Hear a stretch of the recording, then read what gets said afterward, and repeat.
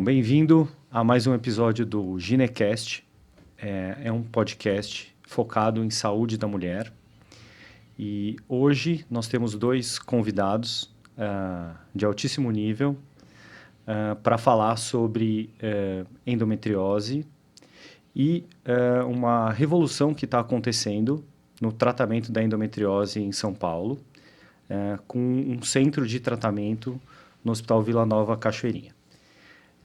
Então eu vou apresentar o Dr. Luciano Gibran. Ele é o atual chefe desse centro de tratamento de endometriose lá no Hospital Vila Nova Cachoeirinha. E a doutora Isabela Barbosa. Nós três trabalhamos juntos lá no Cachoeirinha. Eu e a Isa operamos no mesmo dia, né? Então eu vou pedir para o Gibran se apresentar e depois a Isa se apresenta. Bom dia a todos. Bom dia, João. Bom dia, Isa. Oi. É um prazer imenso estar aqui para contar essa história. Eu tenho uma longa jornada, talvez certamente aqui eu sou o mais velho da turma, e eu tenho uma longa jornada na saúde da mulher dedicada à questão da endometriose e da dor pélvica. Atualmente estou coordenando o programa de endometriose da Prefeitura de São Paulo, no que está acontecendo no Hospital Vila Nova Cachoeirinha. Também tenho a chefia do ambulatório de dor pélvica crônica no Hospital das Clínicas da Faculdade de Medicina da Universidade de São Paulo. Também atuei durante muitos anos no Hospital Pérola Byton, quando era ali na Avenida Brigadeiro Luiz Antônio, o original Hospital Pérola Byton.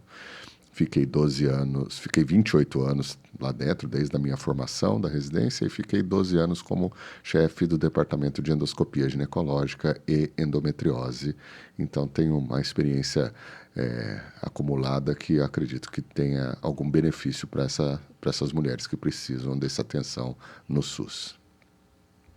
E a Isa? Conta um pouquinho, Isa, de você. Bom, a minha formação é originalmente em oncologia pélvica, que eu trabalho ainda, na verdade, trabalho no servidor estadual, fazendo a parte de oncologia ginecológica. Então, a gente tem isso em comum também, que a gente tem a mesma formação. E na residência, a gente já começou a fazer oncologia com a técnica minimamente invasiva. Então, eu comecei a fazer laparoscopia na residência, nos casos oncológicos. E fui me apaixonando pela técnica, e quando a gente vai se desenvolvendo na laparoscopia, naturalmente a gente começa a ver as pacientes que têm endometriose, pela complexidade cirúrgica, pela expertise que exige a cirurgia. E em 2015 eu fiz a minha formação em cirurgia robótica, e desde então eu atuo como cirurgiã robótica também. E fui me envolvendo muito com as pacientes que têm endometriose, que são pacientes que a gente sente que, em certo momento, elas... Não é que são mal assistidas, mas elas precisam ser vistas de forma completa. E a gente sente que, às vezes, isso não é feito da forma adequada. Então, eu fui me apaixonando pelas pacientes e fui vendo muito resultado nas cirurgias. E fui me aprofundando nisso. E hoje, basicamente, eu faço oncologia pélvica num hospital público também, e atuo no consultório fazendo endometriose, e tenho o prazer de dividir com vocês essa experiência que está sendo incrível, né, no Vila Nova Cachoeirinha, operando com vocês, sendo coordenada pelo Gibran, com toda essa experiência. E eu acho que a gente está conseguindo fazer muita diferença, né, como a gente vai... Você sabe que há quanto tempo atrás, Gibran, que você me ligou? Faz mais ou menos uns 6 meses, um ano? Não, que começou o projeto? O projeto, eu fui convidado para essa coordenação pela Secretaria da Saúde, Secretaria Municipal de Saúde, foi em outubro do ano passado, né? E levei algum tempo para responder e assimilar como poderia ser um projeto desse tamanho, né? E comecei a montar as equipes quando eu aceitei, comecei no começo desse ano de 2024. Então eu lembro quando o Luciano me ligou e falou assim, nós estamos desenvolvendo um projeto, e me contou todos os detalhes que ele vai contar aqui, e falou, eu queria saber se você quer fazer parte disso ou não. E aí, naquele momento, eu pensei assim, putz, mas será que eu vou assumir mais essa incumbência, né? A gente já tem a vida tão corrida e tal. E você sabe que o que me fez, assim, aceitar foi a ideia de poder ajudar essas pacientes. Porque o que a gente via até então, né? Era um mar de pacientes, muitas pacientes que precisavam do tratamento. E a gente, como médico, né, com expertise para fazer esse tratamento, mas sem um local em que a gente conseguisse fazer. Porque uma andorinha só não faz verão, né? Então, um cirurgião capaz, ele não consegue resolver o problema de uma paciente se ele não tiver por trás uma infraestrutura hospitalar, uma infraestrutura de equipamento, uma infraestrutura de multidisciplinar com outros profissionais, com outros médicos. E eu sempre me senti no ambiente SUS um pouco engessado para fazer esse tratamento de endometriose, né? Então, eu queria que você contasse e falasse sobre isso, assim, como que você conseguiu reunir todas as coisas necessárias para performar o tratamento de alta complexidade que essas pacientes demandam. Essa é uma pergunta muito interessante, João, e eu gostaria de começar respondendo por uma afirmação que você fez, né, sobre o SUS. A gente tem o hábito de falar, não tem isso aqui no hospital, não tem aquilo no hospital, e ninguém vai atrás para buscar. E como se o gestor lá em cima, o secretário de saúde, ou quem fosse, tivesse a obrigação de entregar um hospital com 100% das coisas que todos precisam, médicos e pacientes. E, na verdade, não é assim, não há como, não tem como um gestor, uma pessoa que está lá no alto, conseguir saber aquilo que você precisa todos os dias, no dia a dia. Uma pinça, alguma coisa nesse sentido. E eu tive essa experiência primeiro lá no Hospital Pérola Baiton, quando eu fui convidado para ser o gestor da endometriose, da laparoscopia, esteroscopia, percebendo que tudo que eu mandava na época, Secretaria Estadual de Saúde, primeiro eu conversava com o diretor do hospital, da necessidade que nós tínhamos, e mostrava a ideia para ele, olha, professor, eu vou ter que fazer uma solicitação que vai ter um custo assim, assim, assado, e que vai trazer o benefício assim, assim, assado. E o senhor me autoriza a fazer essa petição, essa solicitação para a secretaria, isso vai ter um custo tal? Não, pode fazer. Ou seja, tudo que eu pedia embasado, né, tinha a necessidade de fato, o SUS, ou seja, a Secretaria da Saúde, me entregava sem nenhuma reclamação. Bastava eu apresentar a justificativa. O que quer dizer que não é que no SUS não tem isso, no SUS não tem aquilo. No SUS talvez falta alguém que vá atrás. Então, lá na época do Pérola Baiton, nós tínhamos mini ressectoscópio de Gubini, nós tínhamos todo o equipamento necessário para fazer as cirurgias de endometriose, com bisturi harmônico, com câmeras Full HD, tudo isso eu tive essa oportunidade de montar lá. E quando eu falei da necessidade da equipe multidisciplinar, na época, eu acompanhei todo o processo, né? Quando começou a se falar muito da influência da fisioterapia no tratamento das dores persistentes, eu cheguei para as fisioterapias do Pérola, que faziam fisioterapia só em mulheres com câncer, porque o Pérola era um hospital do câncer também, e muita câncer de mamas, né, pós-reconstrução, etc. E falei para elas, eu preciso que vocês façam fisioterapia nas mulheres com endometriose. E elas não tinham esse know-how. E aí eu mandei elas fazerem um curso de fisioterapia para mulheres com dor pélvica. Selecionamos 3 fisioterapeutas que estavam interessadas e nós, através do Centro de Estudos, pagamos o curso para elas. E elas voltaram encantadas com aquele universo e aceitaram a proposta de montar um serviço de fisioterapia. E aí faltava todo o equipamento, e nós fomos atrás, e foi tudo comprado com dinheiro do SUS, e montamos um serviço de fisioterapia. Quando eu fui chamado para o Cachoeirinha, eu já tinha toda essa ideia na cabeça, tudo que ia precisar e que não ia precisar. E me fizeram uma proposta de um serviço de altíssima demanda.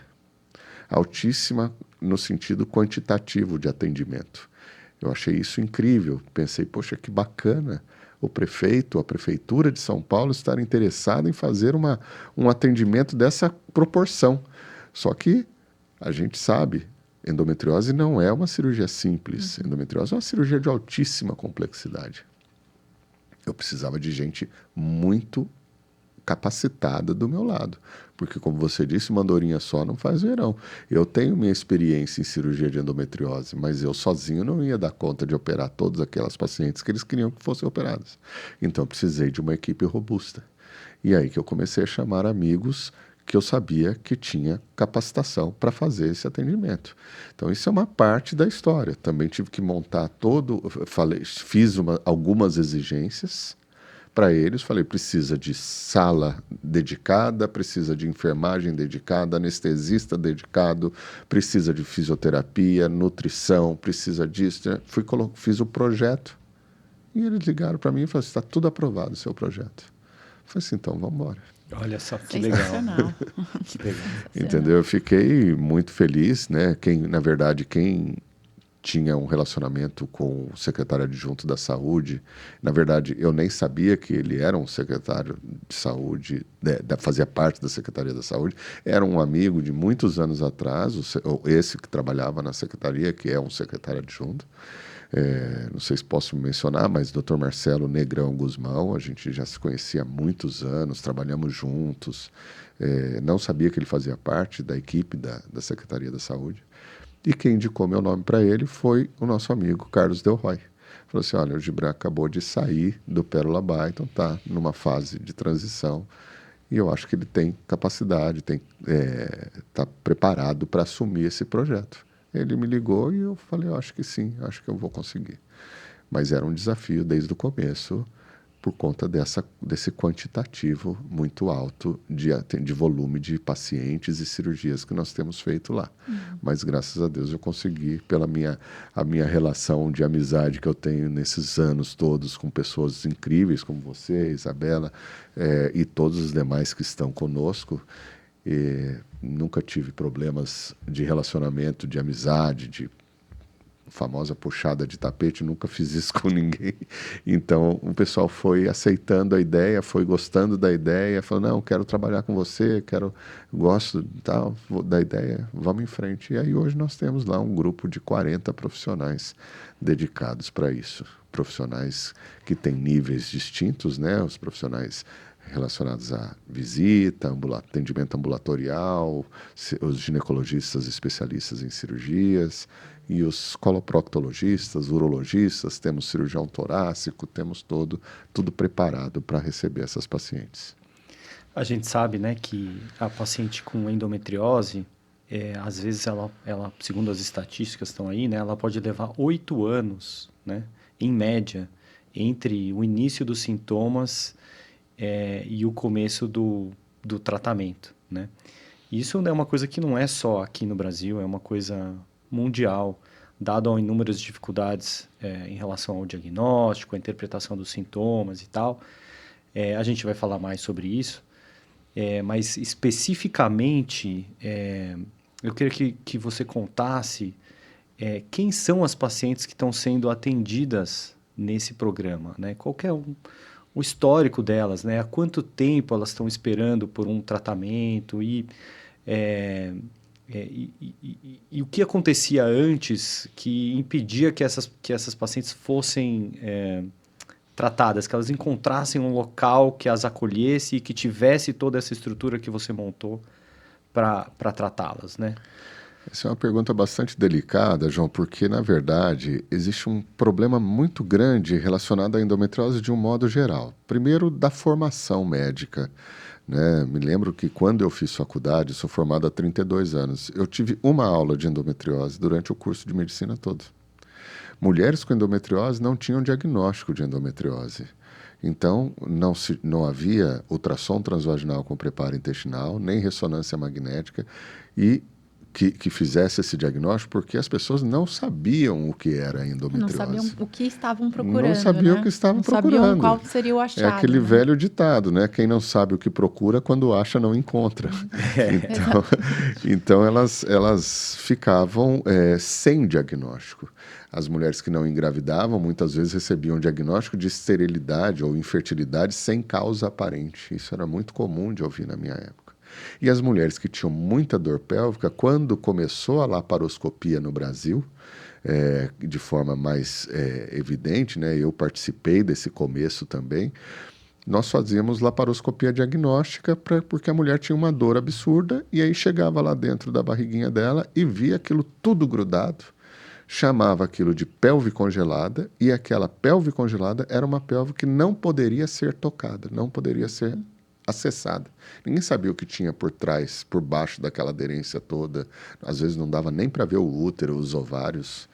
E aí fazia-se uma biópsia, recebia o resultado de endometriose, fazia um tratamento com uma medicação muito importante, que é o análogo do GNRH, que é uma medicação que tem efeitos colaterais muito fortes. É uma medicação de alto custo que faz com que a mulher fique na menopausa durante uma fase da vida dela, um período de 6 meses, 1 ano. E, de fato, melhora o sintoma da endometriose. Mas quando o remédio passa o efeito, ela volta a sentir todos os sintomas de novo. E aí, novamente, a gente colocava ela na mesa para ver se aquele remédio que a gente tinha dado se tinha curado aquela doença. Mas não tinha curado nada. Ele só tinha aliviado os sintomas porque tinha diminuído a oferta de hormônio, que é o que faz a dor da endometriose acontecer. Nesse contexto, o mundo ficou parado, não é o Brasil. O mundo ficou parado no atendimento a mulheres com endometriose. Esse número de atraso no diagnóstico de 8 anos não é uma coisa do Brasil, do SUS ou de qualquer coisa. Mundial, é uma né? estatística mundial. Tem trabalhos alemães, austríacos, americanos. Todos eles têm um delay para fazer o diagnóstico da doença. Então, o mundo parado na endometriose, e essa revolução aconteceu a partir do ano 2000, quando um médico brasileiro, o professor Maurício Abrão, acreditou que dava para fazer o diagnóstico da endometriose antes de uma laparoscopia, através de um exame muito simples, que é o ultrassom transvaginal. E, juntamente com um colega, que é o Manuel Orlando Gonçalves, começaram a fazer esse investimento, esse aprofundamento no estudo da endometriose através do ultrassom. E foram resultados brilhantes. E do Brasil para o mundo, essa técnica de ultrassom começou a ser divulgada, por incrível que pareça. Nós brasileiros temos o hábito de achar que tudo que nós sabemos vem de fora, né? Vem da Europa, vem dos Estados Unidos, mas não. O diagnóstico da endometriose saiu daqui. Na época, eu também assisti essa revolução e estava já no Hospital das Clínicas fazendo minha pós-graduação também na área de endometriose. Então, o que acontece, para responder de uma forma mais objetiva a sua pergunta, é que no sistema global de atendimento à mulher, onde o ginecologista geral faz o atendimento nos ambulatórios do SUS, nos UBSs, nos postos de saúde do Brasil inteiro, muitos deles não têm conhecimento do que é endometriose. Até hoje ainda falam para as mulheres que cólica é normal, que dor na relação sexual é normal e que muitas delas estão com frescura, que aquilo é um exagero da parte delas. Eles até hoje falam isso. E pior, muitas ginecologistas mulheres, né? A ginecologia hoje se tornou uma especialidade feminina e eu faço uma observação porque muitas vezes a mulher, ela sente cólica menstrual, então a paciente fala para ela que ela está com cólica menstrual, ela responde automaticamente, cólica menstrual é normal. Desculpa, não estou fazendo nenhum tipo de relacionamento negativo com a ginecologista mulher. Mas é que o homem, ele não tem esse tipo de doença, então ele escuta e tem que ser, e de um modo geral, homens e mulheres, ginecologistas, homens e mulheres, tem que ter esse ouvido atento à queixa da paciente, não simplesmente dizer que é normal e passar para frente aquele sintoma. E o pior é que as mulheres acostumaram a acreditar que isso é normal, porque a avó delas dizia que era normal, a mãe dizia que era normal, a tia dizia que era normal e o ginecologista dizia que era normal, ela vai falar que não é normal. Então o problema é meu mesmo, né? O problema que sou eu. problema. Eu que sou a fraquinha da família, entendeu? E na verdade é uma doença terrível, uma doença que causa alterações péssimas na pelve. Quem opera endometriose é que sabe. Semana passada nós operamos uma paciente que tinha um bolo de aderência na região do seco, ilho, apêndice, que era uma coisa só, não dava para distinguir uma coisa da outra. Tivemos que fazer uma anastomose, uma enteroanastomose. A mesma paciente tinha uma lesão de reto sigmoide e tinha uma lesão de bexiga. Ou seja, tiramos um pedaço do intestino grosso, uma boa parte do intestino delgado e um pedaço da bexiga. Imagina a dor que essa moça sentia. Ela tem 25 anos de idade. Impressionante. Entendeu? É uma coisa impressionante. Dizer que isso é normal para quem, né? Para quem não está interessado em cuidar de alguém que tem um problema como esse. Então, o problema da endometriose, ele tem essa problemática, ela é muito larga, assim, tem um range, né? Tem uma dinâmica muito grande se você falar de uma coisa a nível territorial brasileiro, entendeu? Então, essa dificuldade é uma cirurgia de alto custo, porque ela requer equipamentos descartáveis para a videolaparoscopia. Ela obrigatoriamente deve ser feita por videolaparoscopia, porque a técnica aberta não beneficia tanto as pacientes, porque você não consegue alcançar lesões que estão no reto peritônio, lá no fundo da pelve, pela laparotomia você não consegue encontrar. Então, precisa ser laparoscopia. A laparoscopia precisa de uma série de equipamentos descartáveis de alto custo, precisa de um diagnóstico bem feito, precisa de especialistas em endometriose, então vai fechando um gargalo, vai fechando um funil, e aí você tem pouquíssimos centros de referência no Brasil que tem essa condição de fazer esse atendimento. Nós temos aqui em São Paulo Santa Casa, tínhamos o Pérola Byton, o HC, a Unifesp. Não sei como era lá no servidor, mas eu acho que sim, também tinha endometriose no servidor, professor Reginaldo Guedes. Mas todos, assim, todos fazendo baixo volume de cirurgias. Exatamente. Por conta de tudo isso. Poucos especialistas, cirurgias de alto custo, videolaparoscopistas, tudo isso contribuindo para que fosse uma coisa pequena. Então, o Pérola, por exemplo, eu fazia lá durante os 12 anos, a gente fazia uma de intestino e 3 sem intestino, toda semana. Então, dava 16 cirurgias por mês, só que apenas 4 com lesão intestinal, porque era só eu e o professor Marco Bassi me ajudando a fazer as intestinais, um coloprócto. Hoje nós temos 8 colopróctos na nossa equipe no Cachoeirinha. Então, há de se elogiar, sem dúvida, sem nenhum tipo de questão política nesse momento, mas eu estou falando pela iniciativa que foi dada pela Prefeitura de São Paulo e servir como exemplo para outras prefeituras, para outros estados do país, porque precisa de uma equipe grande para fazer esse tipo de atendimento, precisa de uma atenção grande, um investimento grande, uma dedicação. Vamos olhar para as pacientes com endometriose? Vamos olhar para as pacientes. Para isso, precisa do quê? Precisa disso. Realmente virar um modelo. Para virar um modelo. Para ser replicado. Um modelo para ser replicado. 7 milhões de mulheres com endometriose no Brasil, segundo as estatísticas. 200 milhões de mulheres com endometriose no mundo e 7 milhões apenas no Brasil. Então, a gente precisa ter mais centros de referência como esse, que fazem um atendimento volumoso para poder fazer alguma diferença na vida dessas mulheres. Porque essas mulheres, como você perguntou, como é a origem dessas pacientes? Essas pacientes, elas estão todas na fila de espera da Central de Regulação de Serviços de Saúde, ofertas de serviços de saúde. Essas pacientes têm um CID de endometriose, mas ficam esperando uma vaga em algum lugar para atendê-las. Vaga essa que não surge. Filas que são criadas de 10 anos, 5 anos, em hospitais que fazem esse tipo de atendimento em baixa rotação, entendeu? E no nosso serviço de alta rotação, a gente está fazendo uma diferença para essas mulheres. E são mulheres que têm endometriose, que sofrem com essa doença há 20 anos.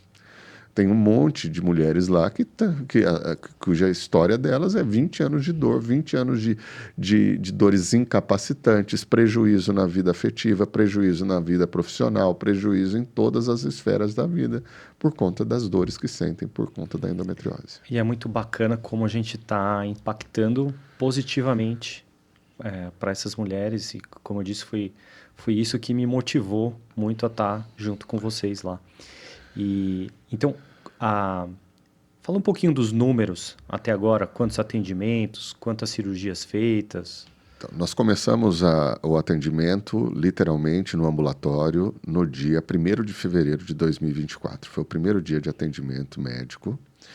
Nós fizemos a primeira cirurgia, porque até atender, pedir exames pré-operatórios, exame de imagem, avaliar a indicação da cirurgia, levou 40 dias para ter a primeira cirurgia. A primeira cirurgia realizamos no dia 11 de março de 2024 e, até o momento, nós já realizamos 517 cirurgias e 4.029 consultas para mulheres com endometriose. A prefeitura é que faz o agendamento dessas consultas de acordo com as regiões da cidade. São todas pacientes da rede municipal de saúde. Não é qualquer paciente que chega até nós. São pacientes da Prefeitura Municipal de Saúde de São Paulo. Então, se você falar, tem uma paciente de Osasco, que está na UBS de Osasco, talvez ela não consiga chegar. Guarulhos, Osasco, qualquer cidade que não seja a Prefeitura Municipal de São Paulo.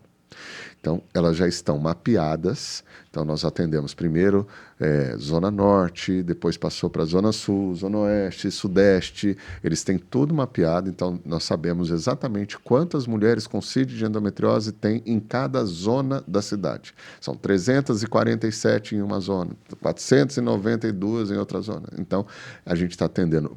O agendamento é feito pela prefeitura, eles pegam a zona da cidade, tem lá 490 pacientes aguardando para serem atendidos, eles minam essa zona até zerar, depois eles passam para outra zona da cidade. É assim que está sendo feito o agendamento. É uma organização surreal, né? Essa, é muito organizado. Essa distribuição do SUS. Eu fiquei impressionado com a gestão da Secretaria Municipal de Saúde e gostaria de fazer aqui um elogio para todas as pessoas que trabalham na secretaria. Eles fizeram reuniões comigo durante os 7 primeiros meses, semanal, depois quinzenal, até o serviço ficar perfeito, vendo todas as demandas, todas as faltas, tudo que precisava para melhorar, para não dar nada errado.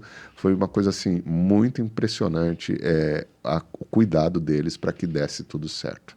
E todos, doutora Flávia, doutora Marilande, pessoas que são muito focadas, muito dedicadas.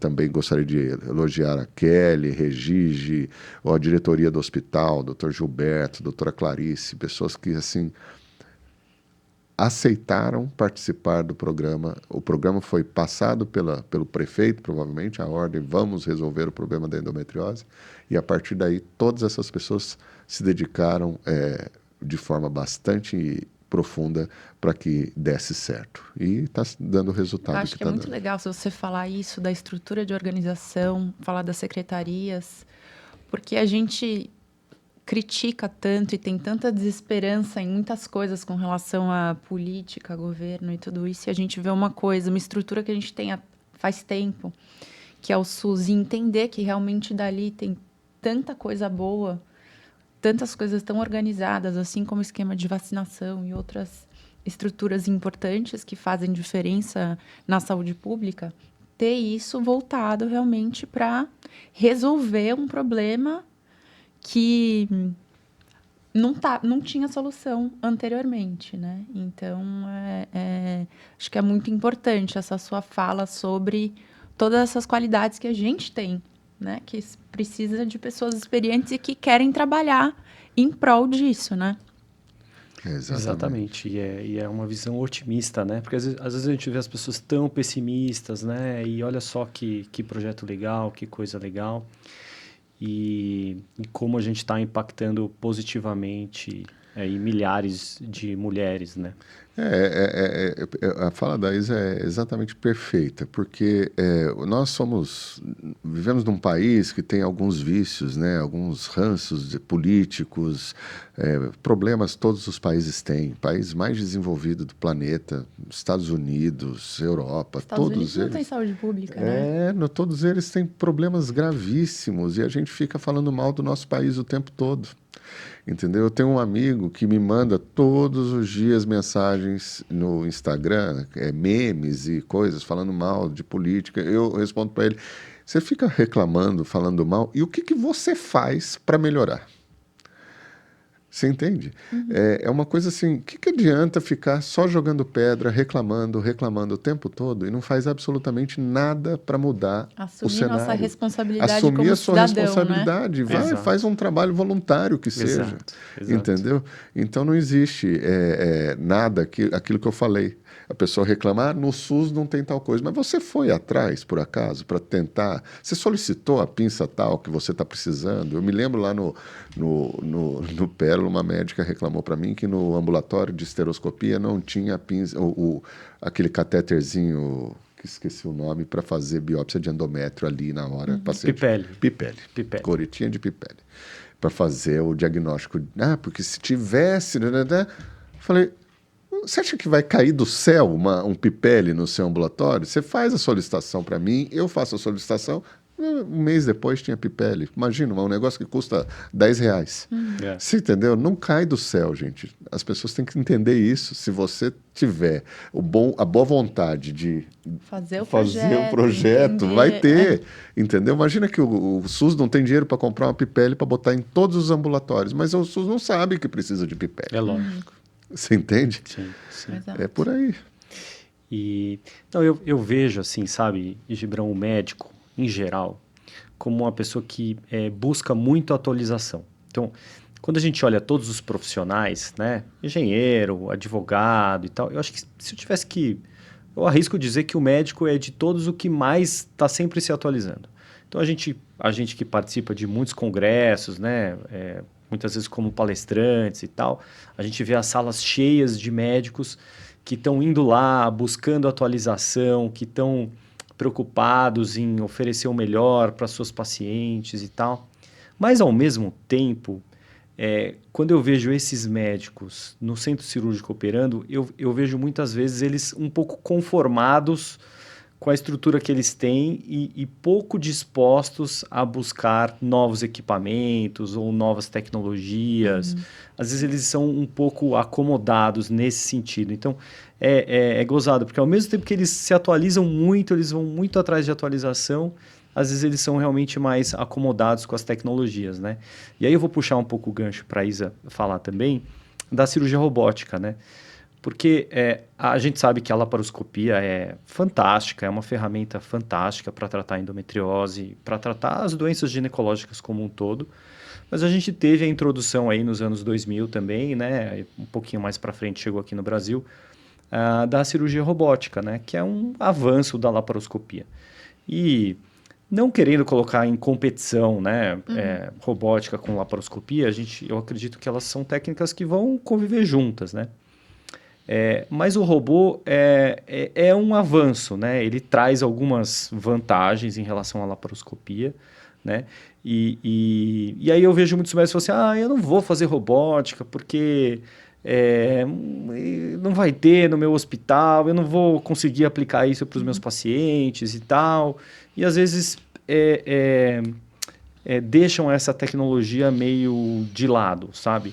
E eu tenho uma frase assim que eu até coloco às vezes no final das minhas apresentações, que eu peguei com o nosso amigo Alexandre Silva e Silva. O Alexandre ele foi muito tempo assistente do professor Viscomi. Sim. Né? E aí ele coloca no final da apresentação dele, e eu roubei para as minhas também, quando fechamos os olhos para a tecnologia, corremos o risco de deixar a verdade do lado de fora. Né? Quando fechamos a porta para a tecnologia, corremos o risco de deixar a verdade do lado de fora.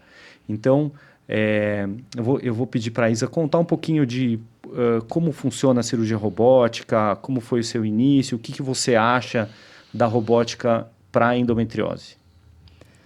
Bom, eu tive a sorte de começar a fazer muito cedo na minha vida profissional a cirurgia robótica. Então, eu terminei a minha especialização, minha residência em oncologia pélvica, né? Em 2014, comecinho de 2015. E 3 meses depois que eu tinha terminado a residência, eu já fui para a Colômbia fazer a parte da cirurgia, que a gente faz aquela parte da cirurgia em vivo, né? Depois, quando eu voltei, já tinha meus casos agendados. E foram 10 casos assistidos por um proctor, o Gustavo Gittman, até conversei com ele ontem. E depois disso, eu recebi a minha habilitação, que eu estava liberada para fazer meus casos de cirurgia robótica. Em 2015 e 2016, se a gente está conversando ainda hoje sobre a introdução da tecnologia, em 2016, pouquíssimas pessoas faziam cirurgia robótica estou falando em São Paulo. Poucas pessoas faziam cirurgia robótica. Então, a gente estava naquele momento de precisar convencer a paciente que a cirurgia robótica era segura, começava com a segurança, que a cirurgia robótica era segura, que a gente conseguiria fazer o procedimento de excelência, né? Que a gente conseguiria fazer uma cirurgia oncológica, ou uma esterectomia, ou uma endometriose assistida por robô. Então, era mais difícil a gente ter e tinham muito menos serviços com robô disponível. Hoje a gente vê uma realidade que o robô está em quase todos os principais hospitais aqui em São Paulo e no Brasil. Não sei se você sabe os números da plataforma, eu estou meio... Não, os números crescem a cada dia, Exatamente. né? Assim, é impossível ser, mas acho que isso que você falou é verdade, né? Ele está disponível nas principais instituições privadas, né? E no ponto de vista financeiro, está cada vez mais acessível para os pacientes, né? Para a mulher, a gente ainda não tem a realidade do convênio cobrir o robô, né? A gente tem cirurgia de câncer de próstata, é coberto pelo plano de saúde. A gente ainda não tem isso para saúde da mulher. Mas eu vejo, hoje, eu indico muito mais cirurgia robótica do que videolaparoscópica. Porque eu entendo que existem certas vantagens e algumas cirurgias específicas eu tenho mais conforto em fazer por cirurgia robótica. Por exemplo, aquelas lesões que a gente... É o nosso dia a dia, né? Aquelas lesões mais posteriores ou mais laterais. Lesões no paramétrio, que estão muito próximas do ureter, que estão muito envolvendo a artéria uterina. Eu tenho um conforto de passar um contraste no ureter, a endocianina, que o ureter fica fluorescente, a gente tem uma segurança maior na dissecção, ou muitas vezes a gente precisa dissecar menos o ureter. A gente precisa agredir menos ele, porque ele está fluorescente lá na nossa frente, no campo cirúrgico. Então, eu sinto que existe essa vantagem, existe a vantagem da cirurgia robótica, isso comprovadamente, ela tem um sangramento que a gente consegue controlar com maior facilidade do que na videolaparoscopia. A gente tem uma visão 3D, um super aumento que a gente consegue realmente naquele capilarzinho e fazer aquela hemostasia super orientada. Então, isso diminui a chance de você lesar alguma estrutura adjacente àquela região de sangramento com a energia. E a paciente sente menos dor no pós-operatório. A gente consegue fazer um nerve sparing olhando o nervo com um super aumento, né? Então, a gente consegue fazer essa dissecção, essa neurólise com muita facilidade. Muita facilidade, eu tô sendo assim, né? A gente sabe o quão difícil é, mas a gente consegue enxergar o nervo com aquele super aumento e facilita bastante. E eu vejo que a paciente tem menos dor no pós-operatório na robótica também, porque a gente tem aquela estabilidade da parede abdominal que o robô proporciona, muito mais do que na videolaparoscopia, e o cirurgião ele fica sentado no procedimento. A gente sabe que cirurgia de endometriose são cirurgias longas e ultra complexas. Às vezes a gente tem cirurgia de 4, 6 horas e faz diferença a gente estar confortável fazendo o procedimento. Isso faz diferença e eu acho que a gente não pode deixar isso de fora quando a gente comenta sobre cirurgia robótica. A gente brinca, né, que tem tem a curva de sobrevida do paciente, mas tem a curva de sobrevida do cirurgião também, né? Porque o cirurgião, a gente vai vendo cirurgiões mais velhos que praticam muito a laparoscopia, eles acabam sempre tendo problemas ortopédicos no ombro, às vezes na perna, porque fica muito tempo apoiado na mesma perna e É uma tal. cirurgia que desgasta bastante. Mas eu te diria que eu acho que, assim, militando nessa área esses anos todos e tal, né? Ensinando muita gente a fazer robótica, participando de treinamentos e tal, eu ainda acho que, assim, tem todas essas vantagens que você falou, mas a principal vantagem do robô é encurtar a curva de aprendizado. Porque a gente sabe que para o cirurgião se tornar um cirurgião hábil o suficiente para encarar esses casos que o Gibran contou, dessas pelvis congeladas e tal, para ele aprender a fazer isso por laparoscopia, ele demora muito tempo. Uhum. E o robô encurta isso, porque ele traz movimentos e tem a visão 3D, então você opera tridimensional. Mas ele traz os movimentos muito parecidos com os movimentos que o cirurgião faz na cirurgia aberta. Uhum. Ele muda um pouco os movimentos, né? Uhum. Então, acho que eu enxergo como a grande vantagem dele encurtar a curva de aprendizado, porque a gente tem até um artigo super famoso e super comentado, um artigo italiano de um autor que publica muito, do Vercellino, que sempre faz artigos com nomes de música, né? E ele fez um artigo sobre cirurgia robótica com aquela música do Dire Straits, que é Money for Nothing, né? Que assim, o robô é mais caro, né? Realmente, ele vai ser mais caro do que a laparoscopia. Uhum. Mas no final, quando a gente vai olhar os parâmetros que a gente colhe hoje em dia, que são dias de internação, complicações, o sangramento intraoperatório ali, você citou que é menor, mas o da laparoscopia também já é muito pequeno. É uma cirurgia que... Então, a gente não consegue medir. Eu acho que as ferramentas que a gente usa para medir o desfecho do paciente não conseguem pegar essa vantagem que a gente, como cirurgião robótico, vê muito. Sente, né? Sente muito, entendeu? E também essa questão da curva de aprendizado explica por que cirurgiões já muito experientes em laparoscopia, que já fazem com maestria o procedimento por laparoscopia, não entendem muito a vantagem do robô, porque eles já fazem muito bem, já resolvem muito bem aquilo, né? Às vezes eu uso a comparação do carro automático com o carro manual, né? Então, assim, o carro automático é melhor, mas se você pega o Ayrton Senna, ele dirige o carro automático, o carro manual e vai bem em todos, né? Então, eu acho que o robô é uma ferramenta interessante mesmo, mas a laparoscopia continua sendo uma maneira muito eficiente de tratar a endometriose, né? Eu acho que o bom cirurgião precisa estar nos dois lugares, né? É. Não adianta você ter um robô maravilhoso e a pessoa não saber o que fazer com aquilo. Exato. Então, acho que tudo começa com um cirurgião de excelência. Essa é a partida, né? Que é o... E foi isso que o Gibran fez montando a equipe lá, né? Eu queria, se eu puder, fazer um pouquinho de comentário, um contraponto aqui. Claro. Assim, eu acho que existem duas questões muito importantes nessa discussão sobre laparoscopia e robótica que vêm de encontro a técnica e tecnologia. São duas questões distintas. Você, que é como chama? Proctor. Proctor. Esse nome, você sabe que às vezes me confundem. Falam assim, ué, agora você está fazendo cirurgia de intestino? Você virou proctologista? Eu falei, não. São coisas separadas, né? Porque esse nome vem do inglês lá e é um nome que foi cunhado como o tutor de cirurgia robótica, né? Que é proctor, né? Então, eu tenho amigos proctors e como eu dou bastante aula em congresso, toda vez que eu vou dar uma aula em congresso, eu sento depois da minha aula ou antes da minha aula e assisto todas as aulas daquele dia no congresso.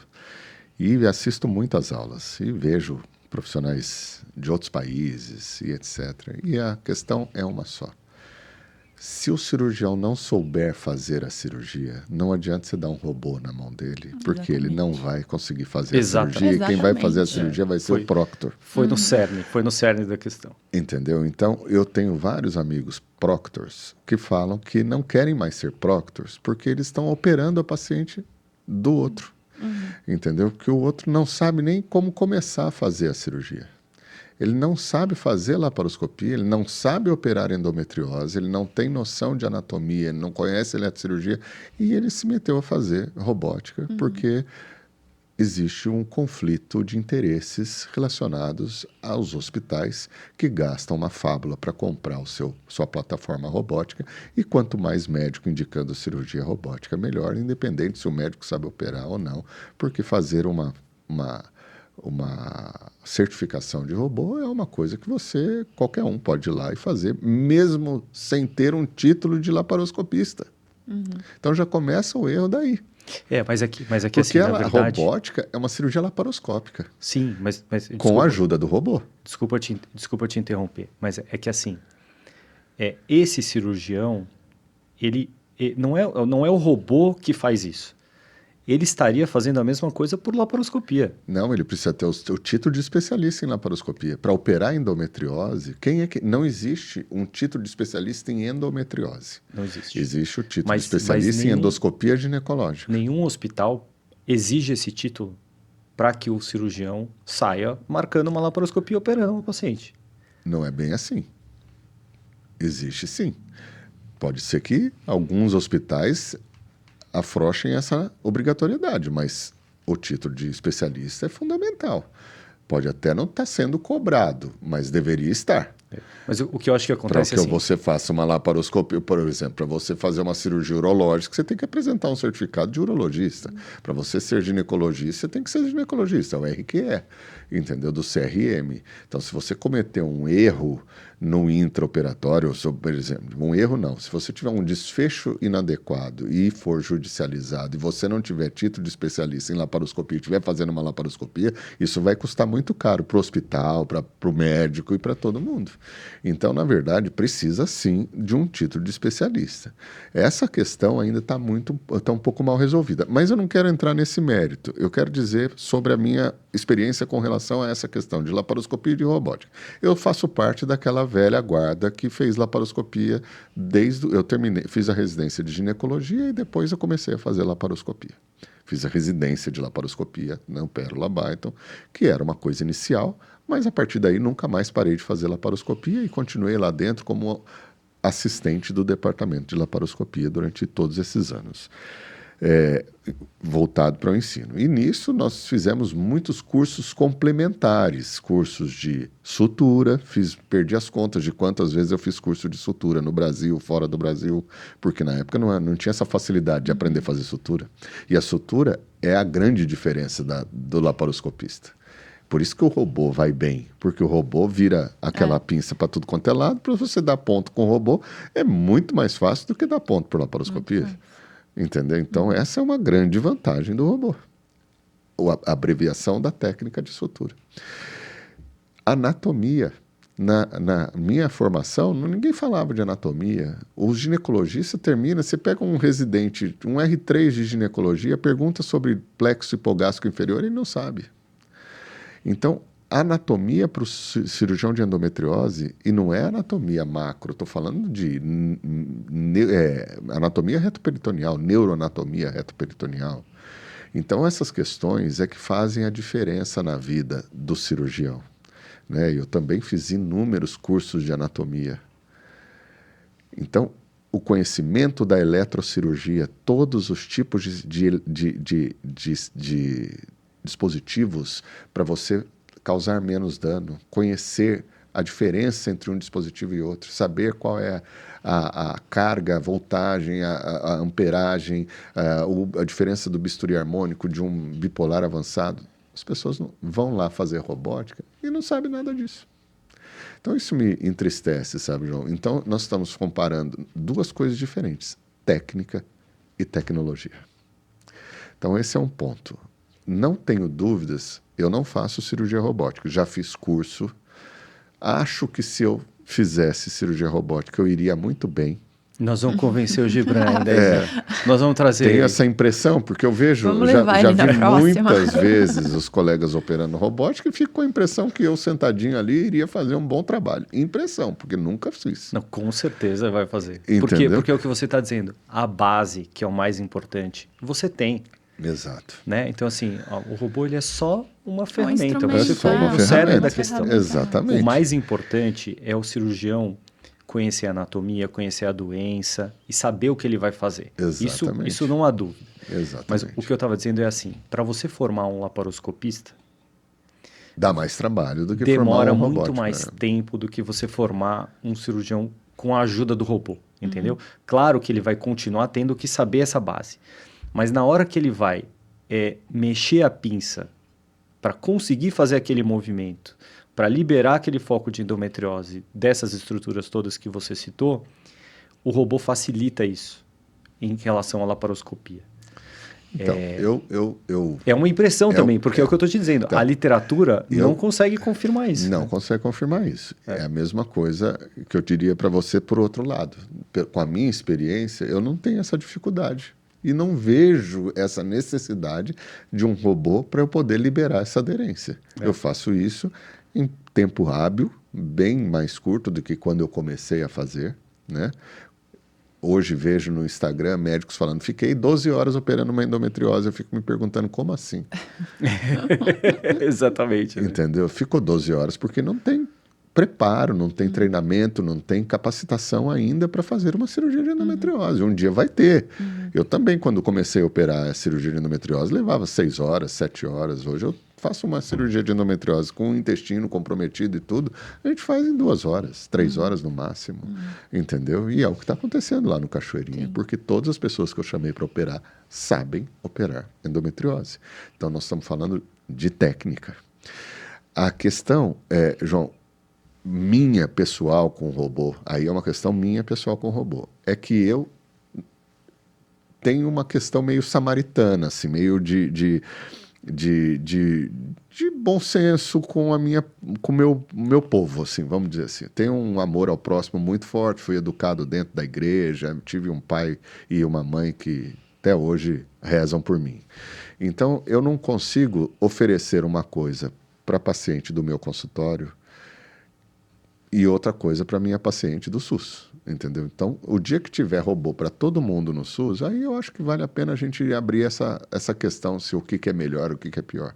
Agora, uma coisa que você dá para um e não dá para o outro, eu, quando fui chamado para ser chefe do Pérola Byton, da endometriose, não havia cirurgia de endometriose intestinal.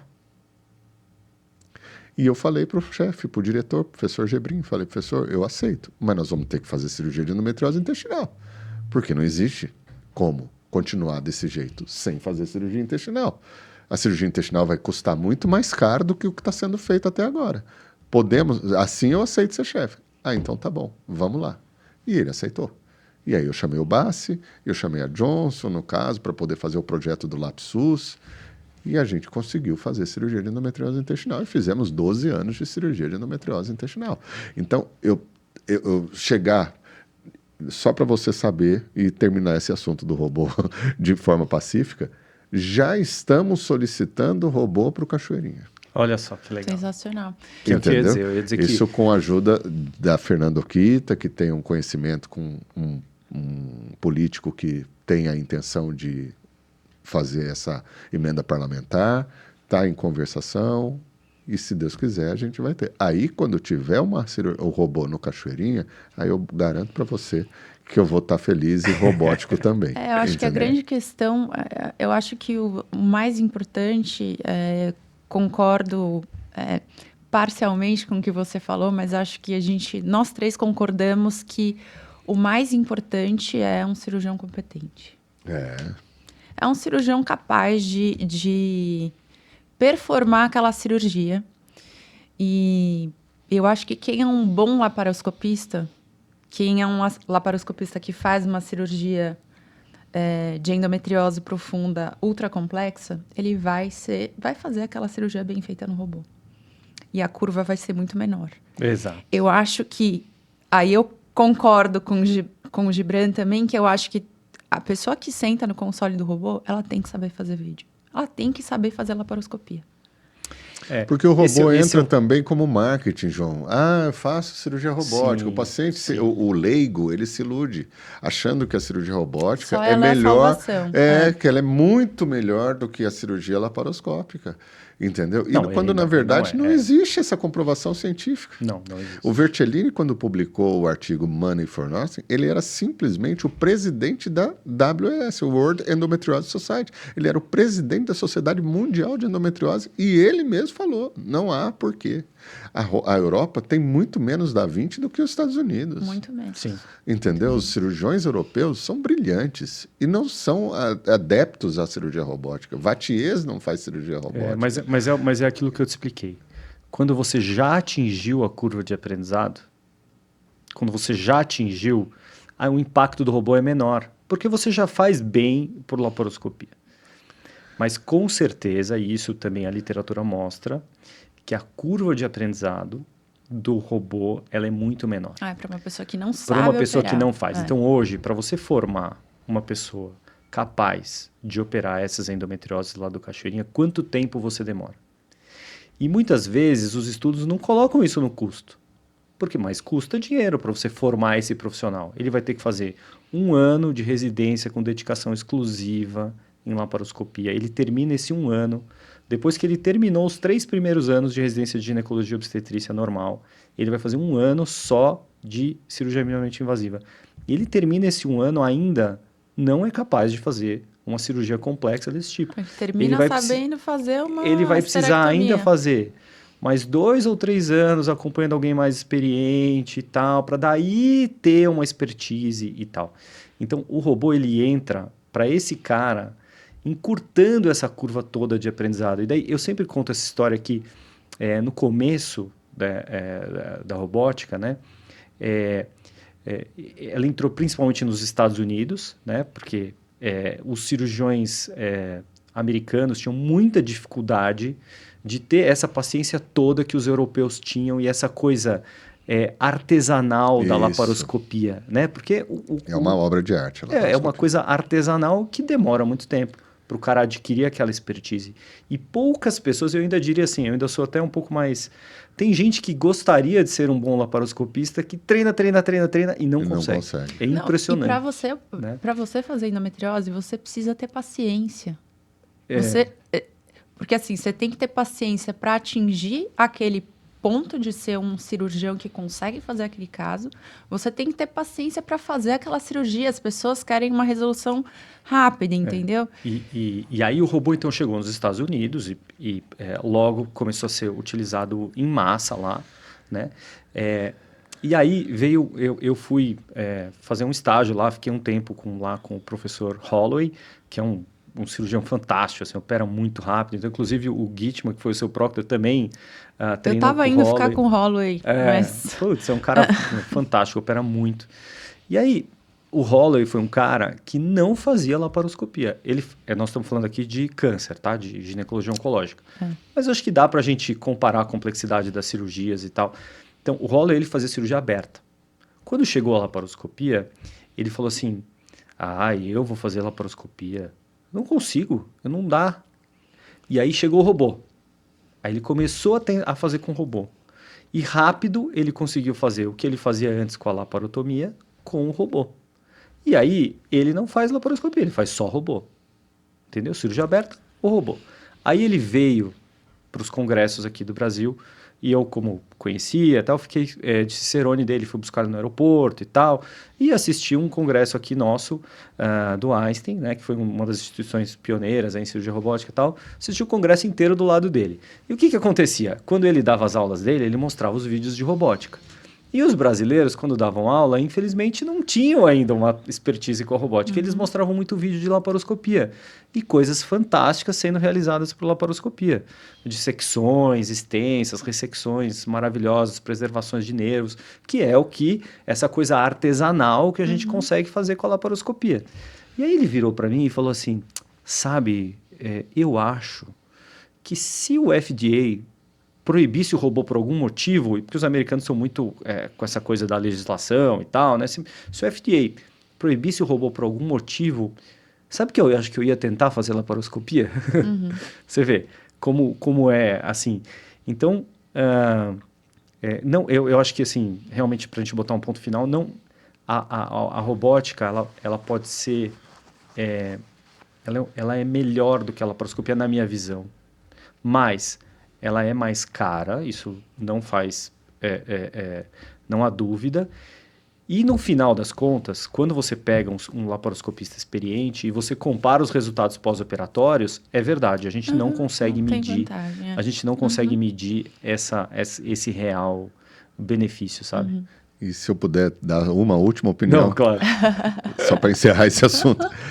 Eu acho que comparar o carro manual com o carro automático é comparar laparotomia com laparoscopia. Não é comparar laparoscopia com cirurgia robótica. Primeiro, essa era uma das coisas que eu queria dizer.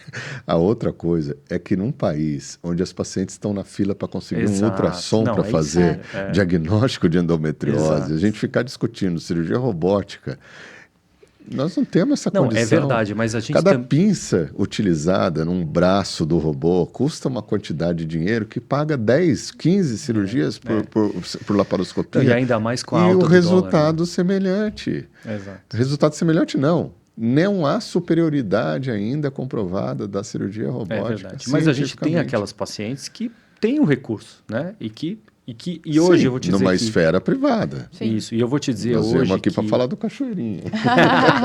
E hoje a gente já tem muitos planos de saúde que estão na direção de cobrir o robô, e a gente já tem muitas situações de isenção e tal. Mas olha que bacana, né? Nós estamos falando de desenvolvimento, de melhora do tratamento. Claro. Né? Mas você sabe que eu acho que lá no Cachoeirinha, assim, uma das coisas também que é um game changer, assim, para essas pacientes foi a introdução não, foi a sua exigência de que a gente tivesse todos os dias um coloprocto, um cirurgião do aparelho digestivo junto no tratamento dessas pacientes com endometriose, né? Isso foi uma virada de chave. Exato. Fala um pouco sobre isso. Bom, eu não via outra alternativa, João, porque infelizmente os exames de imagem, eles são operadores dependentes. Então você pega uma mesma doente, uma mesma paciente que tem aquela endometriose dela ali, comprometimento de ovário, retrocervical, intestino, enfim, aquilo que a gente está acostumado no nosso dia a dia, e coloca na mão de um ultrassonografista para ele fazer o diagnóstico e na mão de outro, vai haver um diagnóstico diferente a grande maioria das vezes. Interoperadores. Há uma diferença entre esses profissionais, porque cada um enxerga de um jeito, cada um enxerga uma coisa. Uns enxergam isso, outros não enxergam aquilo. Por exemplo, o apêndice. O apêndice, nós operamos lá no Cachoeirinha 92 apêndices com endometriose. Desses 92, eu vou fazer o levantamento oficial, mas eu garanto para você que nem 50% tinha no resultado do ultrassom. Você entende? Então, só para dar um exemplo fácil para você entender por que eu tinha que ter um coloproctologista todos os dias no centro cirúrgico acompanhando as cirurgias de endometriose. Porque não deixa de ser uma caixinha de surpresa. Você recebe um ultrassom, está dizendo XYZ. Você entra na barriga da paciente e encontra muito mais do que o XYZ. Você encontra o abecedário inteiro, às vezes. E aí você precisa de ajuda, porque a doença requer equipe multidisciplinar. E nesse contexto que a gente está indo bem, porque todos os dias não começa uma cirurgia nenhuma se não tem um coloproctologista junto com a gente. Então, isso fez a diferença. Isso fez a diferença, porque é até engraçado essa história, né? Porque às vezes a gente vai operar uma paciente que a gente acha que está lotada de doença, porque o ultrassom está dizendo isso, a gente chega lá dentro, não tem muita doença. Aí deixa para a última cirurgia do dia fazer uma que, segundo o ultrassom, não tem quase nada. Quando entra, está lotado de doença. Exato. E com lesão intestinal, ressecção segmentar. Então não tem como. Não tem como, porque não há uma homogeneidade do diagnóstico de imagem. Nós temos, sim, um Manuel Orlando, Ana Luísa Nicola, são Leandro Acardo de Matos, são a Susan Goldman. São exceções, não é que são exceções, são aqueles que são os melhores do país, né? Alice Brandão, lá no Rio de Janeiro. Nós temos algumas pessoas que são brilhantes para fazer esses diagnósticos, mas não em esfera territorial nacional. Então, nós não estamos trabalhando com nenhum desses brilhantes radiologistas para fazer os nossos diagnósticos, né? Então, nós temos lá ultrassonografistas que são habilitados a fazer esse tipo de diagnóstico, mas ainda assim não há uma acurácia de 99%, como é o resultado de alguns outros profissionais. Então, é um exame operador dependente. Para essas diferenças de resultados, a gente colocou um cirurgião de intestino todos os dias na sala. Não, e é fantástico, porque assim, a gente tem aquelas pacientes que a gente já sabe que tem o intestino comprometido, né, pelo exame de imagem. Então, isso dá uma vazão, né, e resolve todos. Porque a outra solução seria você ter um ginecologista que fizesse a cirurgia do intestino, que não é a nossa filosofia. Uhum. Não é a nossa de alguns colegas, né? Poucos, né? Pouquíssimos, na verdade. Mas não é a nossa filosofia. E não é o melhor para paciente. Com certeza, eu também acho. sem dúvida. Você tem que oferecer para o seu paciente a mesma coisa que você oferece para o seu paciente do SUS, a mesma coisa que você oferece para o seu paciente do consultório. Você não vai para uma cirurgia de endometriose com lesão que o exame já está dizendo que você vai ter que fazer uma lesão, uma ressecção segmentar, vai ter que tirar o seco. Você não vai sem um cirurgião do aparelho digestivo. Então, por que você vai fazer isso no SUS? Não. É que eu digo assim, que tem alguns, até formadores de opinião, tal, que tentaram criar, porque esse problema da endometriose, né? Eu não concordo que são formadores de opinião. Eu sei de quem você se refere, mas eu não acho que é um formador de opinião. Acho que é uma pessoa isolada, absolutamente isolada, que tem uma ideia fixa sobre isso. Essa ideia veio, eu acho, Gibran, como você contou o histórico e tal, né? Dessa dificuldade do diagnóstico por imagem e da dificuldade de você prever se essa paciente tem um comprometimento do intestino antes da cirurgia ou não. Isso, hoje em dia, está mais ou menos resolvido com os exames de imagem, né? Que ainda tem a melhorar, mas está melhorando. Daqui a pouco, isso vai estar redondo, assim como está com as cirurgias. E aí, nessa época, então, né? O ginecologista tinha que se virar nos 30. O ginecologista virar nos 30. E aí, a gente tem até... Na Europa, eles demoraram para aceitar que precisava de um diagnóstico de imagem antes. Isso. Porque eles entravam e faziam. Só que eles deixavam muita doença para trás, João. Então, mas quando você Essa olha... é uma outra questão que vale a pena a gente conversar sobre doença recorrente e doença persistente. Sim. Qual a diferença de uma da outra? Então, então, vamos lá. A gente tem um cenário seguinte, né? A gente tem a paciente que tem uma doença, né? Que pode estar acometendo o intestino ou não, tá certo? E você não tem um método diagnóstico para saber se ela tem ou não. Então, lá, nesses primórdios, alguns cirurgiões, inclusive europeus, né, criaram aquela ideia do pelvic surgeon, que seria o cirurgião capaz de mexer em toda a pelve. E até no próprio Sociedade Europeia, ou até naquele site que me fugiu o nome aqui. WebSurge. No WebSurge, tinha um curso que você fazia do pelvic surgeon e tal. Eu não sei como funciona a legislação na Europa, nos Estados Unidos, eu sei como funciona aqui no Brasil, mas existia essa ideia meio que mundial de algumas pessoas que tentavam criar essa ideia do pelvic surgeon, de ser a pessoa capaz de resolver um problema mesmo que tivesse o acometimento intestinal. Mas é o que eu estou dizendo, essa não é a nossa filosofia, né? Eu acredito que o melhor médico para mexer no intestino da paciente é o cirurgião de intestino. Assim como a melhor pessoa para mexer no ovário, no útero e na endometriose não é o coloprocto, é o ginecologista. Concordo. Por isso que a cirurgia tem que ser multidisciplinar. Então, acho que esse é o caminho mesmo, né? Eu só estava colocando esse contraponto porque era uma ideia que surgiu lá há algum tempo, não só aqui no Brasil por um ou outro cirurgião, era uma ideia que surgia meio que mundialmente mesmo, né? Eu acho que eu particularmente não sou desse... Não, eu também não. Não acho que essa é a melhor ideia. O pelvic surgeon, né? O cirurgião pélvico. Todas as vezes que essa questão veio em pauta, também participei muito disso. Eu, deliberadamente, votei contra. Sim. Entendeu? a gente, como ginecologista, a gente faz lesão de endometriose de bexiga, por exemplo.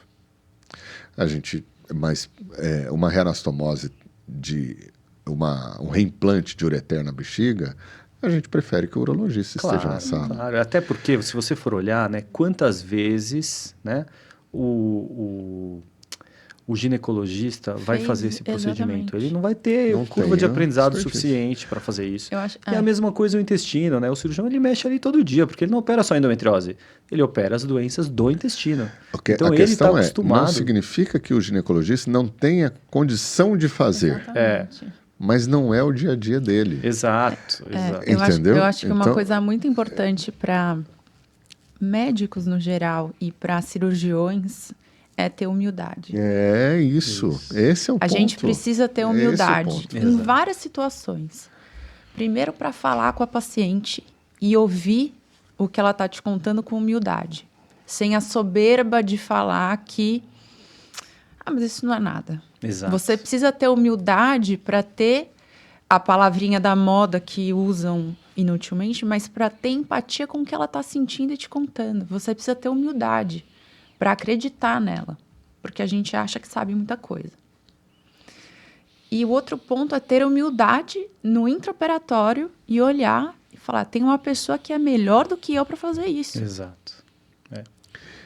Sempre que a gente colocar isso, acho que na nossa frente, a gente vai fazer o melhor para o paciente. Não o melhor para o nosso ego. A gente tem que colocar o ego embaixo do braço e chamar quem é o melhor para resolver aquilo. E o coloprocto, gastro, enfim, ele vai ser muito melhor do que a gente em fazer uma segmentar. Não tem a menor dúvida. E concordo 100% com a Isa, não parcialmente, concordo 100%. E também do ponto de vista administrativo e legal. Nós estamos com uma proposta de fazer 80 cirurgias por mês.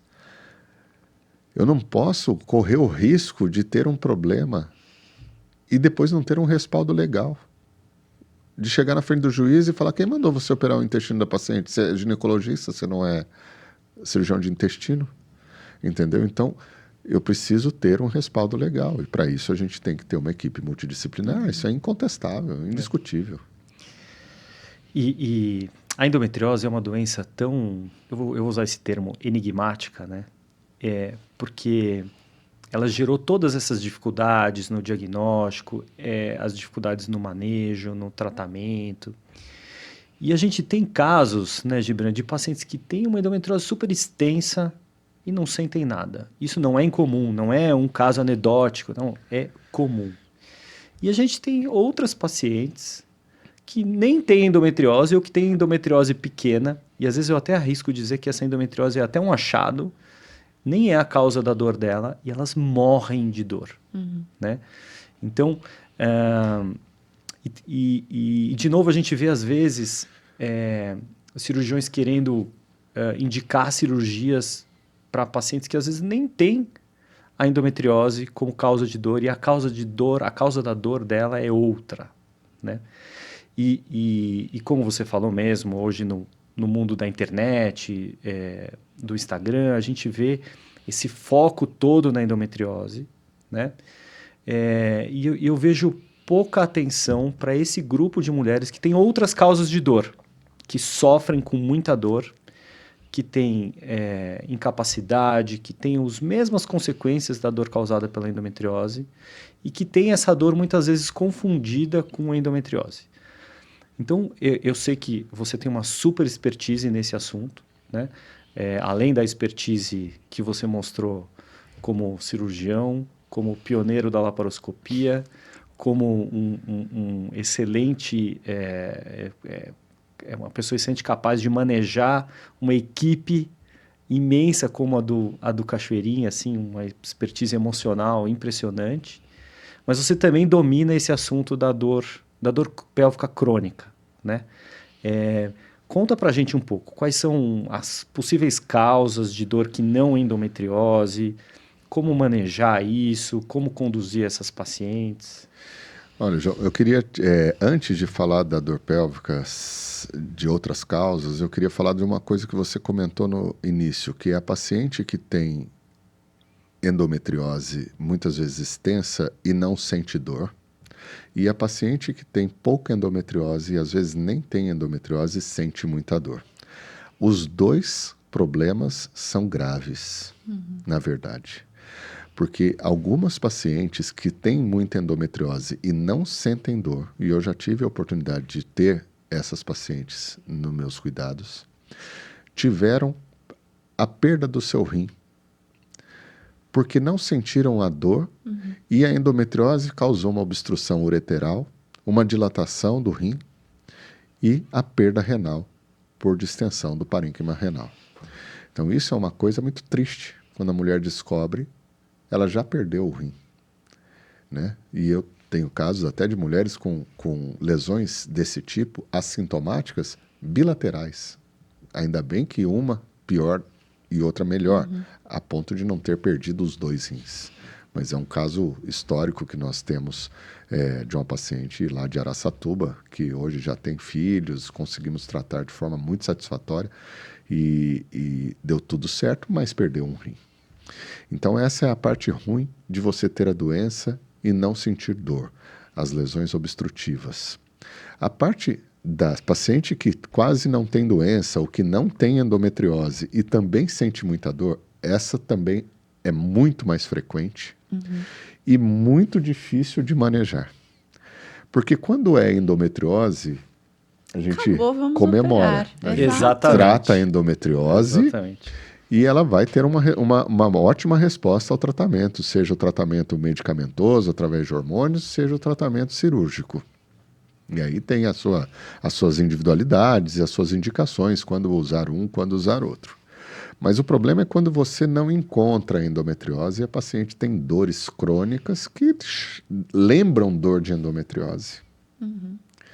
E aí você tem que fazer uma investigação muito ampla para saber que tipo de dor, a princípio, essa paciente tem. E aí entra numa esfera muito específica, que é a dor neuropática, a dor nociceptiva e a dor nociplástica. Isso é um negócio que eu demorei bastante para compreender, tentar colocar cada doença no seu lugar, né? A dor nociceptiva seria a dor do órgão, né? Por exemplo, uma inflamação intestinal é uma dor nociceptiva. A dor nociplástica é uma dor induzida pelo hipotálamo, a dor que sai de cima para baixo, diferente da dor neuropática, que eu tenho uma compressão nervosa que está mandando mensagem de dor para o cérebro está retornando com os neurônios eferentes e aferentes aquela sensação de dor para aquela determinada localização. E a dor nociplástica é uma dor que sai de cima para baixo, ou seja, o cérebro criando uma sensação de dor no corpo, como os casos da fibromialgia e a síndrome do intestino irritável e também da cistite intersticial crônica. E essas pacientes têm uma relação de quase 50% com traumas emocionais. Pacientes vítimas de abuso sexual na infância, pacientes que tiveram uma educação religiosa muito austera, pacientes que tiveram uma educação austera, pacientes que tiveram transtornos no desenvolvimento sexual, por exemplo, dúvidas sobre a sua aptidão mesmo, entendeu? E foram vítimas de preconceitos, todas essas dores da alma que causam dores nociplásticas e que são capazes de causar dores em regiões distantes do cérebro, distantes da cabeça. A cabeça está lá fervendo com os seus problemas e a dor aparece lá na pelve. E uma das coisas que acontece com relação a isso é a contratura da musculatura do assoalho pélvico, em resposta a muitas sensações, a muitas situações. Por exemplo, o vaginismo. O vaginismo é uma contratura involuntária da musculatura do assoalho pélvico de mulheres que foram vítimas, muitas vezes, de abuso sexual e que elas não conseguem ter uma penetração. Qualquer toque no introito vaginal gera uma contratura dolorosa tão absurda que essa mulher não consegue ter uma vida sexual na vida adulta. Então, são dores, como disse, nociplásticas, que são criadas pelo hipotálamo, por traumas emocionais, e que causam contraturas musculares do assoalho pélvico. O assoalho pélvico tem uma série de músculos, o piriforme, o bulbo retal, o obturatório, enfim, levantador do ânus, esses músculos, quando se contraem, é como se fosse uma cãibra. Quem nunca teve uma cãibra na panturrilha? Dói para burro.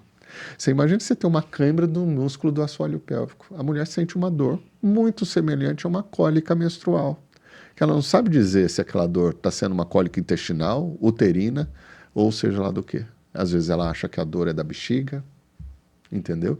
Então, essas dores chamadas miofaciais, né, que são músculo-esqueléticas, no meu ambulatório de dor pélvica do HC, eu diria para você que a imensa maioria, e o ginecologista não sabe fazer diagnóstico de dor miofacial. Para ele é tudo endometriose. Não é que para ele é tudo endometriose. O ginecologista, primeiro ele precisa aprender a tocar, a examinar a paciente. Esse é um ponto importante, Importantíssimo. Né, é o que eu ensino para as minhas residentes, para os meus residentes lá do ambulatório. Precisa saber examinar. Para fazer diagnóstico de endometriose, primeiro que você não... porque na grande maioria das residências, João, a residência de ginecologia e obstetrícia. E a obstetrícia, ela tem abrange muito mais a residência de ginecologia e obstetrícia do que a própria ginecologia.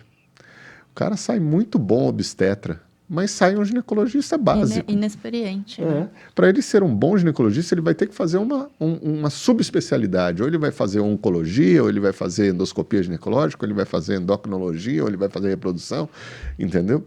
Ou vai fazer PTGI, seja o que for. Porque na residência é o básico da ginecologia.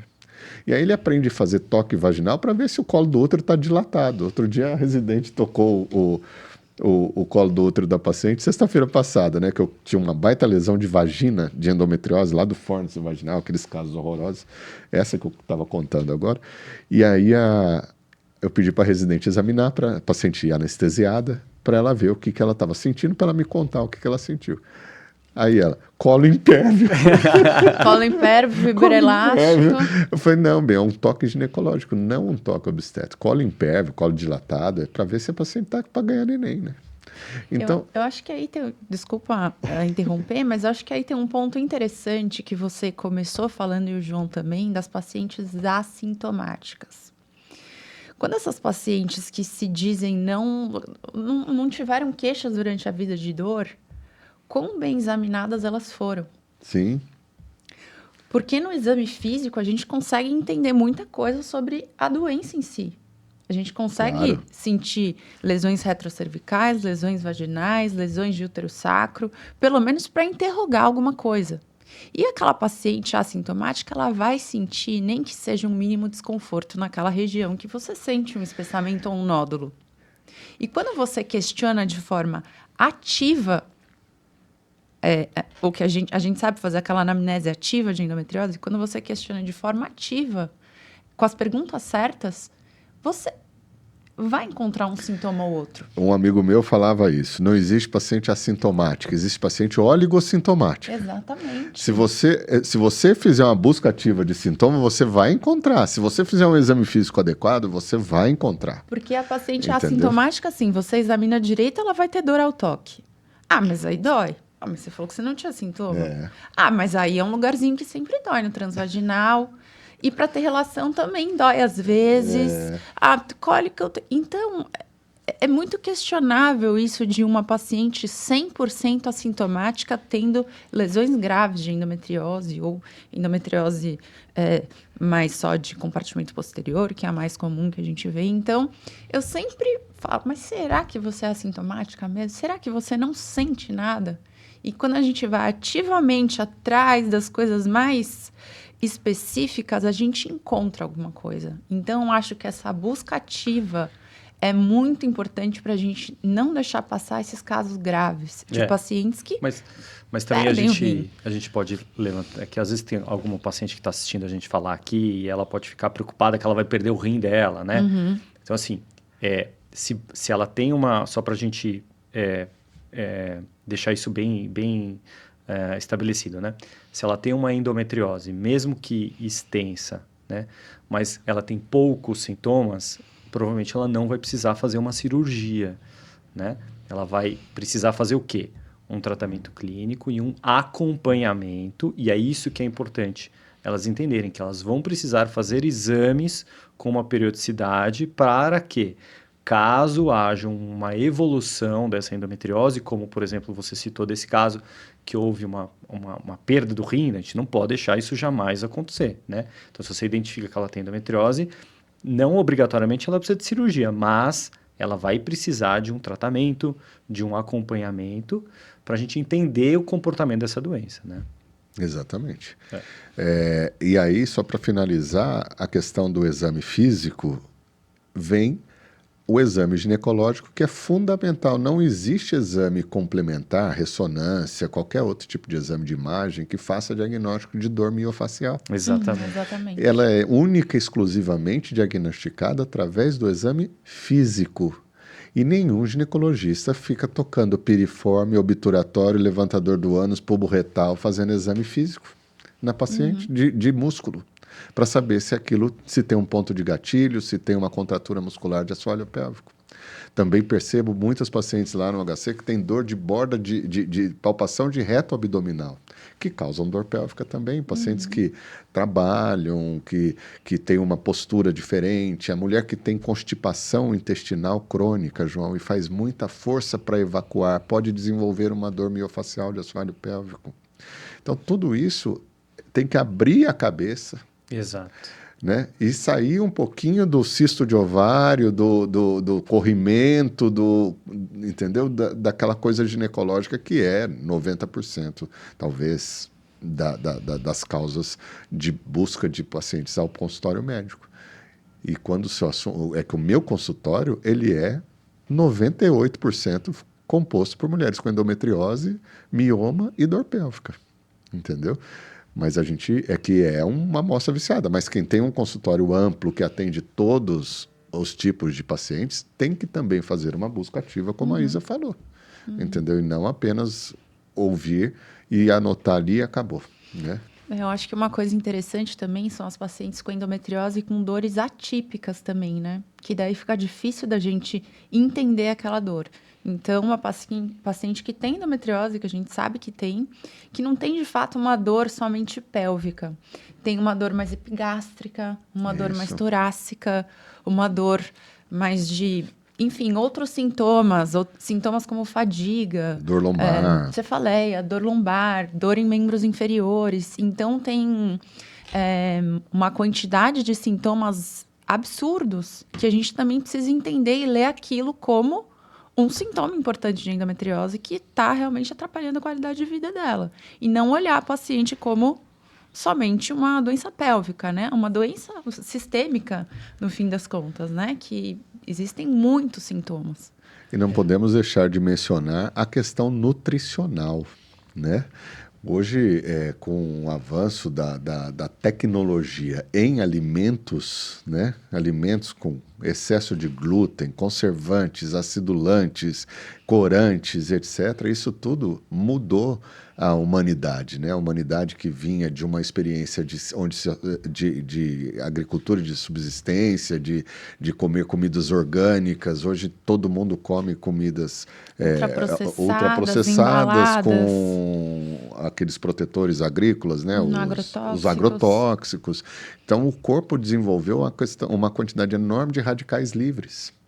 Esses radicais livres estão relacionados a câncer, estão relacionados a uma série de coisas. Por que são radicais livres? Porque eles não são uma produção, o corpo não tem uma memória, uma produção de anticorpos do sistema imunológico contra esse tanto de o radical livre, monte de disruptor hormonal que vai estimular também aquela doença Exato, que vai alterar o sistema imunológico. Exatamente. Porque o sistema imunológico fica brigando para tratar uma coisa que ele não conhece, que são os radicais livres, que são esse tanto de coisas processadas que tem na nossa alimentação.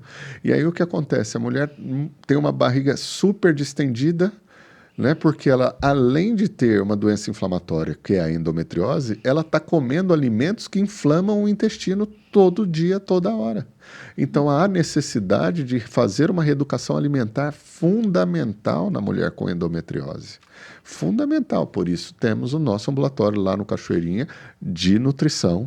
No meu consultório tem uma nutricionista, porque não dá para você não não dá para você tratar a endometriose só com remédio ou só com cirurgia. É um tratamento multidisciplinar, como já falamos tantas vezes.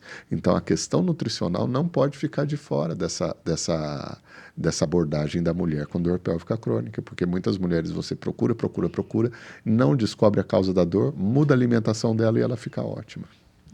É verdade. Exato. É verdade. Exatamente. Bom, a gente está caminhando para o final aqui. Esse bate-papo foi muito, muito legal, muito rico, né? Eu acho que vai ajudar muita gente que assistir esse episódio, não só, talvez nem só as próprias pacientes, né? A gente, às vezes, tem um amigo meu que diz assim, não tem coisa mais chata para um paciente do que ver 2 médicos conversando, porque a gente acaba... Imagina 3, né? A gente acaba usando, às vezes, termos um pouco mais técnicos, e acho que esse podcast vai ajudar também até alguns médicos, né? Se tiverem a oportunidade de assistir.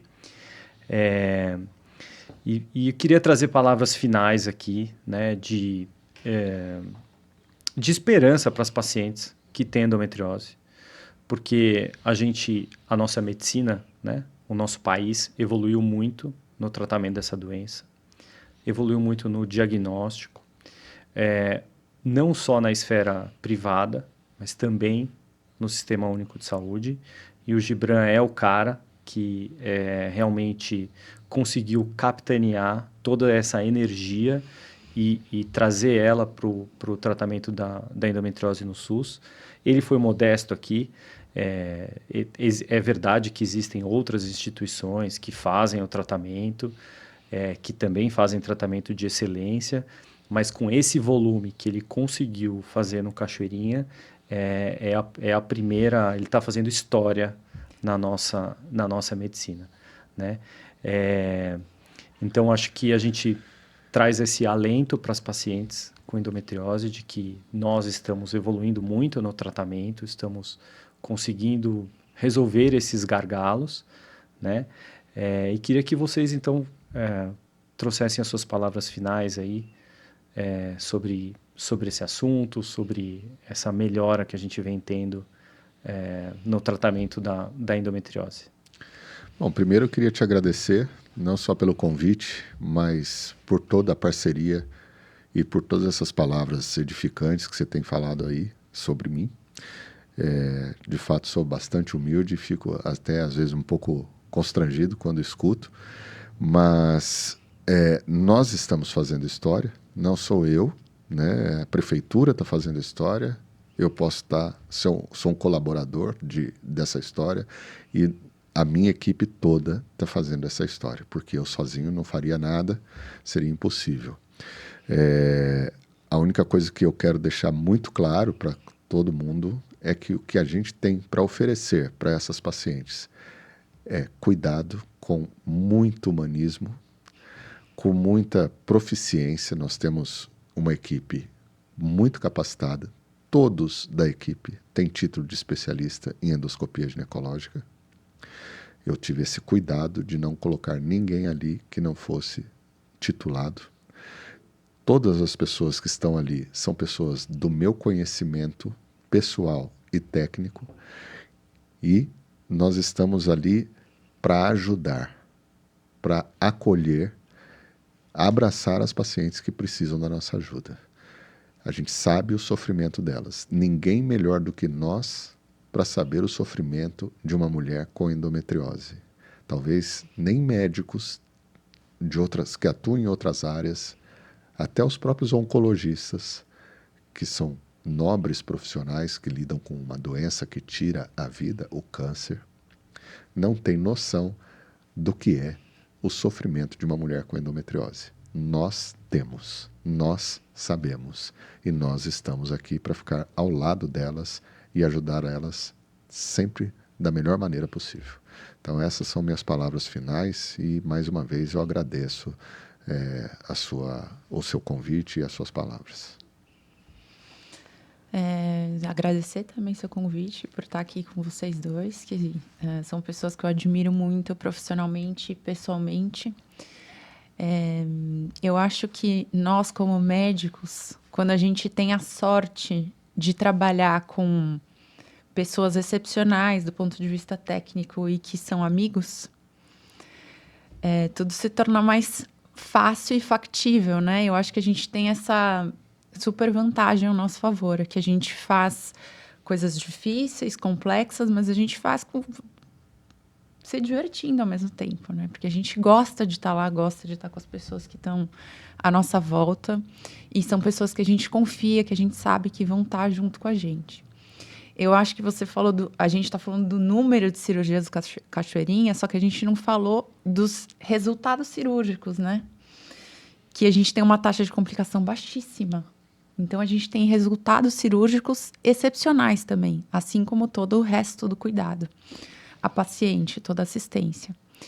E eu espero que médicos assistam esse episódio e consigam, pelo menos, ouvir, que eu acho que a minha grande bandeira pessoal é a gente ouvir a paciente. A gente conseguir ouvir, dar atenção. Eu acho que nenhum médico sabe tudo. Eu acho que, como eu disse antes, a gente precisa ter humildade de entender que a gente não sabe resolver aquele caso e encaminhar para pessoas que a gente sabe que entende um pouco mais que a gente. Então, pedir ajuda para a gente conseguir efetivamente resolver a questão da paciente. Tanto fazendo um tratamento clínico adequado, multidisciplinar, mudando estilo de vida, mudando alimentação, orientando a atividade física. São consultas trabalhosas, porque o tratamento clínico de endometriose fica 70% na mão da paciente. E a paciente precisa acreditar em você que esse é o melhor caminho para ela. Então, não é uma consulta fácil, né? É difícil você entregar uma responsabilidade tão grande para uma pessoa que está sofrendo tanto. Então, ela precisa acreditar em você. E para ela acreditar em você, você precisa estar sendo verdadeiro, né? Eu acho que isso é essencial. E aos médicos que querem um dia fazer uma cirurgia de endometriose, eu acho que o que a gente conseguiu transmitir aqui é a gente precisa se dedicar. Precisa ter dedicação, muito, muito tempo operando, muito tempo em pé, muita dor no ombro, dor no quadril. A gente tem um certo sofrimento na nossa formação também como cirurgião. Eu acho que a gente tem essa coisa assim de dar o nosso máximo de corpo e alma, né? E a gente faz o nosso corpo sofrer muitas vezes fazendo isso. E para entender que realmente não é um caminho fácil para o médico também, para a gente conseguir fazer tudo isso pela paciente. Mas eu acho que não tem recompensa maior do que você ver uma paciente que estava sofrendo, que não tinha vida pessoal, social, de trabalho. Depois que você trata ela, faz uma cirurgia, ela fica bem. Ela conseguia, sim. Uma paciente minha que eu operei, que era uma endometriose super severa, junto com a adenomiose, que ela conseguiu ter a filha dela fazendo uma FIV, que foi um milagre aquela FIV. A gente fez uma cirurgia super complexa, pegando raiz de nervo, enfim. Ela falou, o meu sonho é sentar com a minha filha no chão e brincar com ela. E daí ela manda foto com ela sentada no chão brincando com a filha. Isso é muito recompensador. Sim. Vale mais do que qualquer coisa. Obrigado pela presença e pela oportunidade de estar junto com vocês aí no dia a dia, sempre aprendendo muito. É isso aí.